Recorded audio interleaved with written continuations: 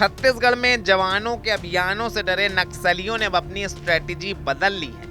जंगलों को छोड़कर अब नक्सली लाल आतंक को पालने के लिए शहरों की ओर बढ़ रहे हैं। हाल ही में रायपुर और कोरबा से नक्सली गिरफ्तार हुए थे। इसे लेकर प्रदेश के गृह मंत्री विजय शर्मा ने बताया कि इस नेटवर्क को ध्वस्त करने का काम एजेंसियां कर रही हैं। एसआईए की भी बड़ी एक भूमिका देखी। जंगलों को छोड़कर शहरों की ओर नक्सली जो है वो दिखाई दे रहे हैं।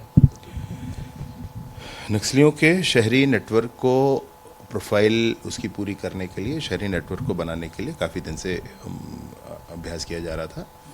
ये लगभग 2 सालों से, पिछली बार जब से वहाँ पर काम शुरू हुआ था तब से उन्होंने अपना नया बेस बनाने की कोशिश की थी और 2 वर्षों के इस काम में वर्तमान में जो आप देखेंगे एसआईए छत्तीसगढ़ जो एनआईए के तर्ज पर छत्तीसगढ़ में गठित किया गया है वो बहुत अच्छा काम कर रही है। रायपुर में भी ऐसे लोगों का नेटवर्क मिला है, फिर कोरबा आदि शहरों में भी ऐसा नेटवर्क मिला है। जो भी है इसकी भी पूरी प्रोफाइलिंग करके इस नेटवर्क को भी पूरी तरीके से ध्वस्त करने का काम एजेंसियां कर रही हैं। समय से जो नक्सली क्षेत्र में जो नक्सल पकड़ा रहे कहीं वो एक्टिव होने के लिए तो नहीं है सर? 2 साल से हैं भाई, तो एक्टिव होने के लिए ही है। ताकत बढ़ाएंगे फिर कुछ गड़बड़ करेंगे।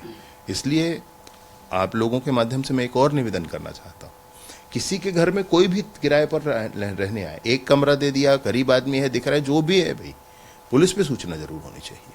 ये बिल्कुल निर्धारित करना चाहिए। जिसमें लोग आ जा रहे हैं वो घुसपैठिए भी हैं, वो आकर के कुछ ज़्यादा दाम पर आपका एक कमरा किराए पर ले रहे हैं तो हम कहीं ना बताएं, ये नहीं होना चाहिए, बता ही देना चाहिए।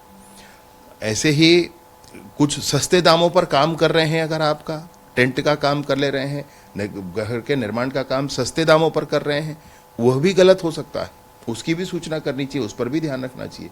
ऐसे सारी ही चीज़ों पर, चाहे वो घुसपैठिए हों, चाहे वो अभी नक्सलियों का एक मामला इसमें आ रहा है, इन सब बातों को समझ करके करना चाहिए। जनता से अपील है, विनम्र निवेदन है कि आप चाहे मकान किराए पर दें, चाहे आप दुकान किराए पर दें, चाहे आप कोई भी चीज़ किराए पर देते हैं, पुलिस का एक ऐप भी बना हुआ है, उसमें आप रजिस्टर कर दें। आप ओनर हैं, आप ओनर के नाते अपने आप को रजिस्टर करें और किस चीज़ को क्या किराए पर दिया गया है ये रजिस्टर कर दें। थाने पर भी जाने की इस पर आवश्यकता नहीं है, वो भी आप कर सकते हैं। कैसे आगे बढ़ेंगे, कहाँ से आ रहा है इतनी सोने की? मैंने बताया नक्सलियों के जितने बेस हैं, अर्बन बेस कहा ही जाता था, जिसका जो अभी खुलासा हो रहा है, हम लोग तो उसमें रूरल बेस भी कहते हैं, जंगल बेस तो इनका है ही है। इनके जितने फाइनेंशियल बेस है, इनके लीगल बेस हैं, सब की प्रोफाइलिंग की जा रही है, सब कुछ ठीक किया जाएगा। नक्सलियों के पास पहुंचने वाला पैसा इस बार बहुत कम हो गया है, मैं सोचता हूं कि 80% कम हुआ है, जिसपे बहुत बड़ा विषय जो तेंदुपत्ता की सरकारी खरीदी, यह भी एक बहुत बड़ी बात रही है।